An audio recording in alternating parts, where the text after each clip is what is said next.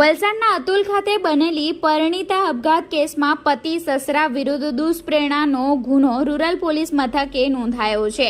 તારીખ 22 મે 3:45 કલાકે નોંધાયેલી ફરિયાદની આજ રોજ 23ના રોજ મળતી માહિતી મુજબ વલસાડના અતુલમાં 2 મે 2024ના રોજ એક 23 વર્ષીય પરિણીતાએ લગ્નના 4 માસમાં જ અગમ્ય કારણોસર ઘરમાં પંખા સાથે સાડીનો છેડો બાંધી ગળે ફાંસો ખાઈ આપઘાતના કેસમાં રૂરલ પોલીસ મથકે પરિણીતાના પિતાએ પતિ અને સસરા વિરુદ્ધ ત્રાસની ફરિયાદ નોંધાવતા પોલીસે બંને વિરુદ્ધ દુષ્પ્રેરણાનો ગુનો દાખલ કર્યો છે।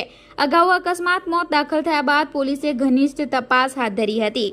અતુલ હરિયા ફાટક ઈસ્ટ પાર ફળિયામાં રહેતો ગણેશ ઉમાશંકર યાદવ ઉંમર વર્ષ 25 પોતાના માતા પિતા અને પત્ની સાથે રહે છે। અતુલ કંપનીમાં છેલ્લા 7 વર્ષથી સુપરવાઇઝર તરીકે નોકરી કરી રહ્યો છે। આ યુવકના લગ્ન 18 જાન્યુઆરી 2024ના રોજ પ્રીતિ યાદવ ઉંમર વર્ષ 23 સાથે સમાજના રીતિ રિવાજો મુજબ થયા હતા।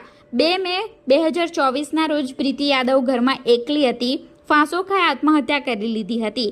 પતિએ પોલીસમાં અગમ્ય કારણસર પત્નીએ જીવન ટૂંકાવ્યું હોવાની અકસ્માત મોતની વિગત નોંધાવી હતી। તપાસ દરમિયાન પરિણીતાના પિતા રામ પ્યારે સલગુ યાદવ ઉંમર વર્ષ 57 નાઓએ જમાઈ ગણેશ યાદવ અને તેના પિતા ઉમાશંકર ફૂલચંદ યાદવ વિરુદ્ધ પુત્રીને ત્રાસ ગુજારવા બદલ દુષ્પ્રેરણાની ફરિયાદ રૂરલ પોલીસમાં નોંધાવી છે, જેના આધારે પતિ અને સસરા સામે ગુનો દાખલ કરી તપાસ હાથ ધરવામાં આવી છે। પિતાની ફરિયાદ મુજબ પતિ તેમની પુત્રીને ઢીક્કા પાટુનો માર મારતો હતો, જેથી દીકરીએ પિતાને જણાવ્યું હતું કે બાપ બેटे के चक्कर में बली की बकरी बन जाओगी, वो आप देख लेना તેવું અવારનવાર કહેતી હતી।